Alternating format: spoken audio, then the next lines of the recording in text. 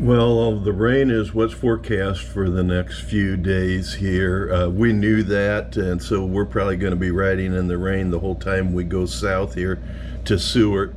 But we're going to take a side trip to Whittier also because there's the second longest tunnel that's shared with a train that goes to Whittier, the second longest tunnel here in the United States. So we're going to take that little side trip, which should be a lot of fun. So we'll see you on the road here pretty soon, and we'll get started here after we meet up with everybody else. Looks like it's going to be a rainy old day. We're heading for Whittier and Seward. Our day did not start off on a good foot. First of all, for the first time, we had gear stolen off the bike. Overnight, while parked in front of the hotel, Roy's bike cover and bear spray was stolen. Although neither item was a critical piece of gear, we felt totally violated. It's not that the items are costly and irreplaceable, but it was Roy's, not theirs. And if that didn't dampen the mood enough, it would rain all day. It was on one of those soaker days where rain gear didn't work, and you ended up sitting in a puddle.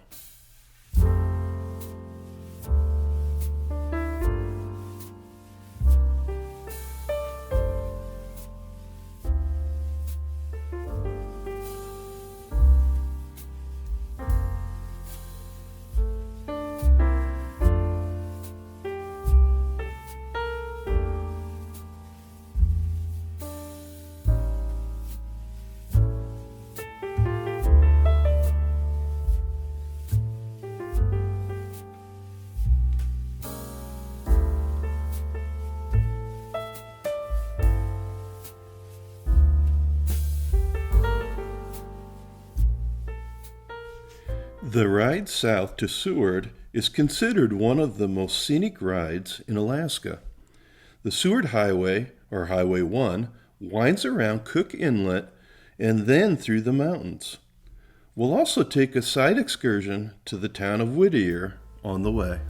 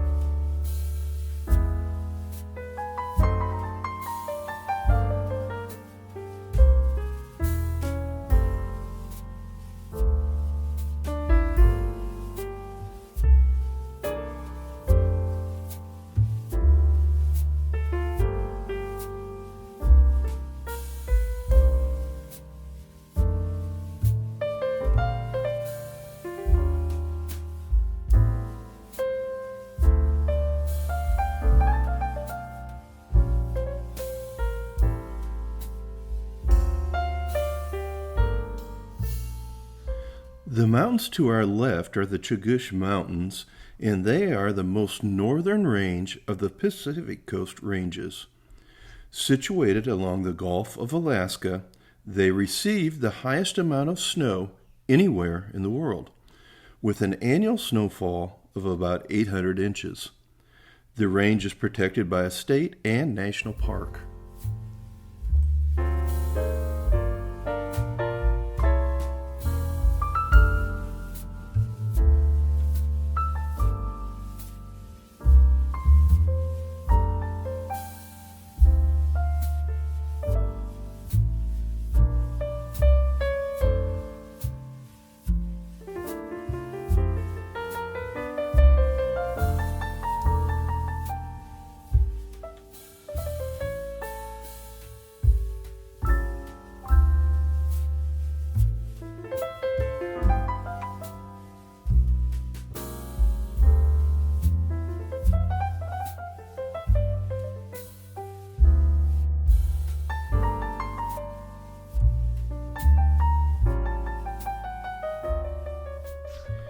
We pass by some linemen working on what appears to be new towers along the inlet. The guys hanging in the basket is pretty wild, huh?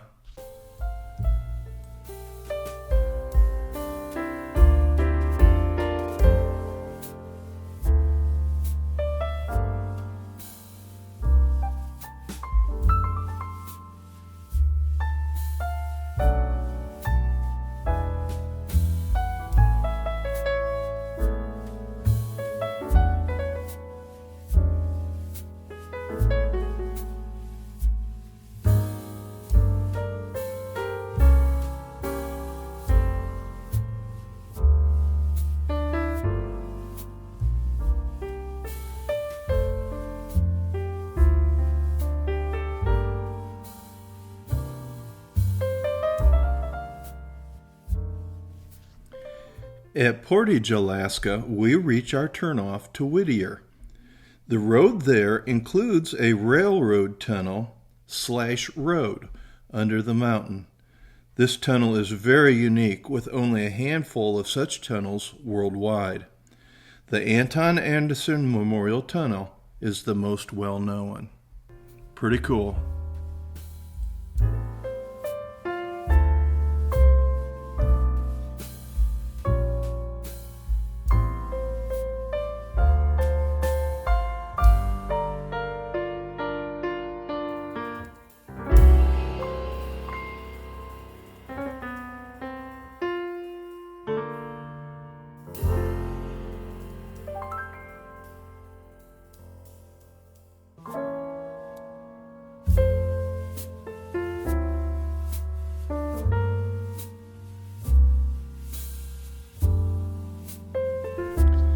The Whittier city website describes the tunnel as such. Driving from Anchorage to Whittier to play in Prince William Sound, you'll go through the Anton Anderson Memorial Tunnel. At 2.5 miles long, it's the longest highway tunnel in North America, and the first designed for -40 degrees and 150 mile-per-hour winds. The one-lane tunnel must be shared by cars and trains traveling in both directions. The tunnel must be aired out between trips with jet turbine ventilation. A first ever. They let all the cars go, and she said it'd be about 10 minutes. No, I think they'll tell us when to go. She told me to pull right over here. There is a toll to pass through the tunnel, but it's such a unique experience, I feel like, shut up and take my money. Entering the tunnel requires one to cross one rail. From there on out, you'll ride your bike between the rails. Caution is advised not to drop the bike into the rail groove. This will result in a crash, which does happen from time to time. A crash shuts the tunnel down and is obviously frowned upon. This is why motorcycles pulling trailers are prohibited.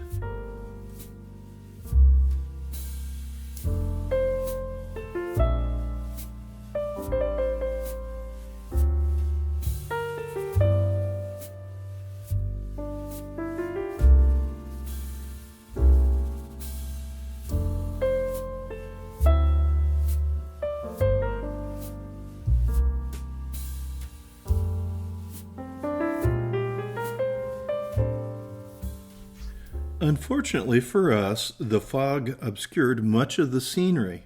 I'm sure the sound and surrounding mountains are an unbelievable sight to see. Let's hope your trip is on a sunny day. Upon arrival, we take refuge in a cafe to dry out and warm up. We'll take a short ride through town after thawing out. None of us are particularly hungry, but nothing like a hot chocolate to make things better. Whittier is a port for the Alaska Marine Highway. The town is more well known for its significance along this marine highway than the tunnel. Indigenous people, Russian and American explorers, and later the U.S. Army have made Whittier a popular stopping-off point. In 1943, the port became the entry point for U.S. soldiers into Alaska. In 1953, the Buckner Building was completed and is called the City Under One Roof. Eventually, the building was abandoned, but the Bajek Towers house many of the town's 272 residents. On March 27, 1964, the highest recorded earthquake in U.S. history hit the area as a 9.2 quake.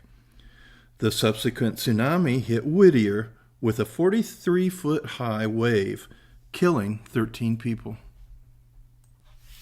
I'm sure we would have stayed longer if the weather had been better, but Whittier lived up to its reputation as one of the wettest places in the U.S.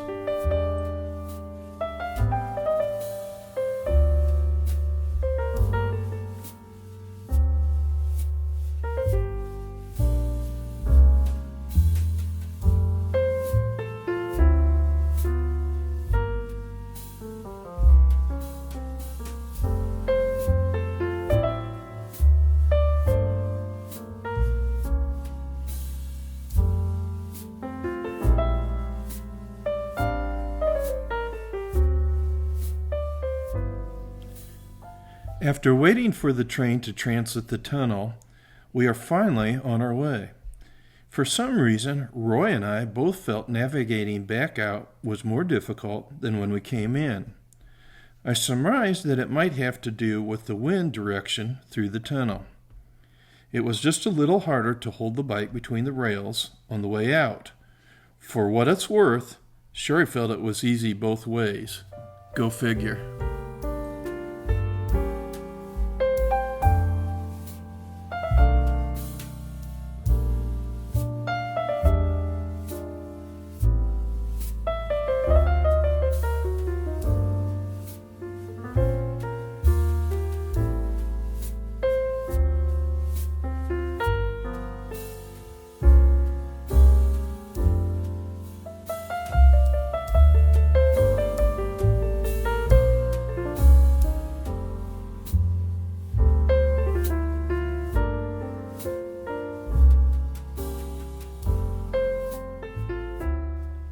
Eventually, we make it back out to the highway and head south.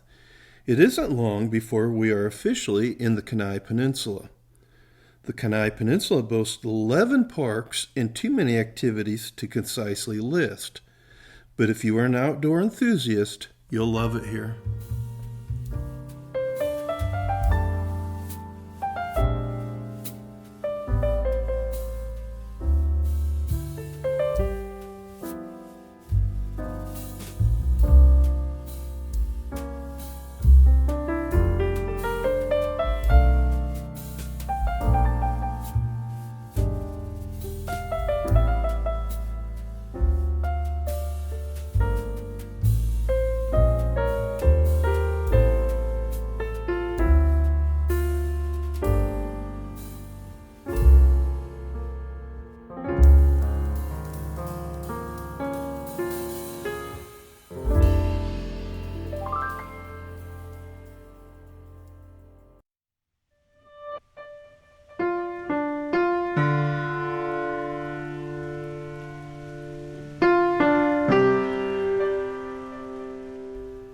We gradually climb into the mountains at a very modest elevation.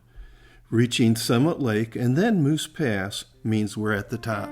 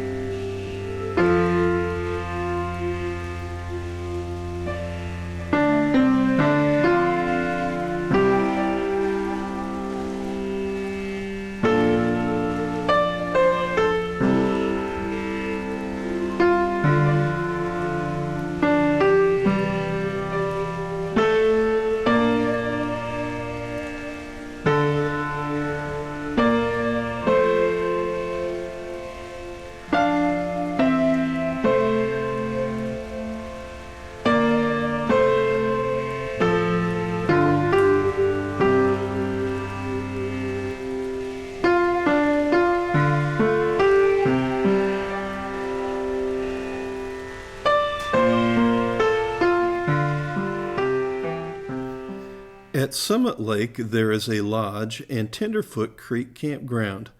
The lake has a natural population of lake trout and dolly varden, but it is also stocked with rainbow trout. Sounds like a fun place to stay and fish.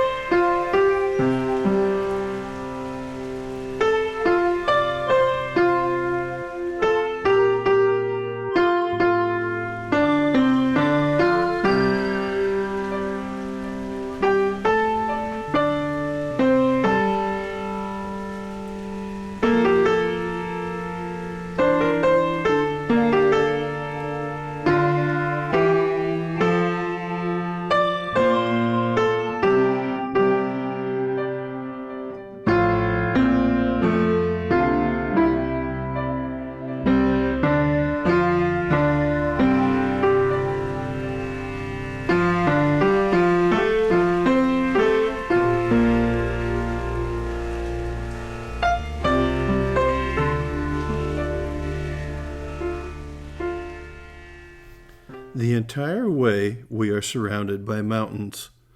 The ride is living up to its reputation as a very, very scenic ride. Every now and then we get a little glimpse of some of the higher mountains.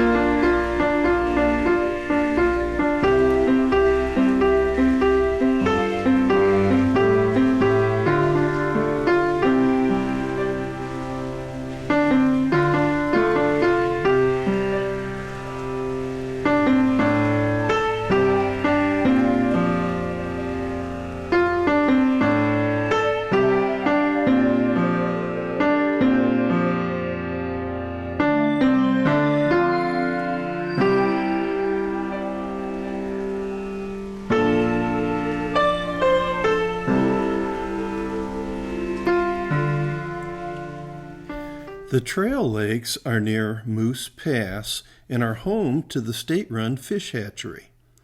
Salmon fry are released into streams and lakes throughout the peninsula.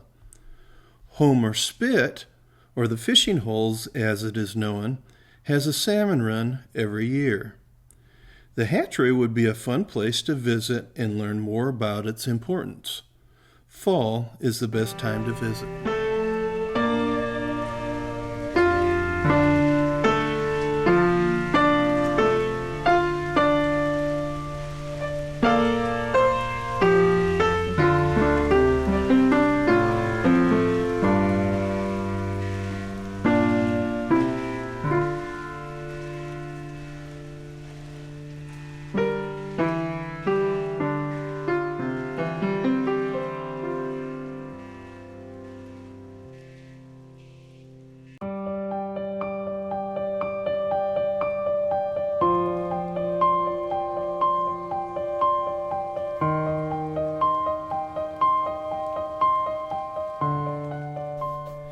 Kenai Lake is 22 miles long and has a maximum depth of 570 feet.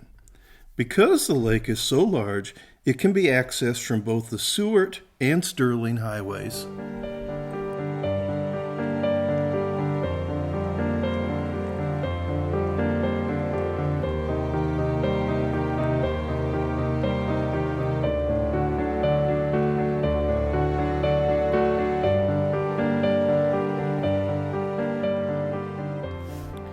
We did go into Seward for something to eat, but we were so cold and wet from the ride, we hurried off to our lodging. Unfortunately for us, the place wasn't clearly marked and it took us a while to find it. But once settled in, we hung everything out to dry and took turns taking a hot shower. So that's it for today. Here's Mike.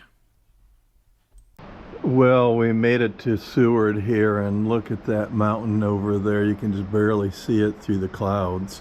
We got into some rain and we were soaked, and I mean soaked. but we saw some beautiful scenery between the start of the day and the raindrops. We got some good weather that actually allowed us to see the mountains a little bit. And Whittier, that was kind of a neat little place where you go through the tunnel that's also a railroad.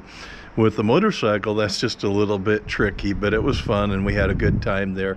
We stopped there for some hot chocolate because it was just so cold and wet.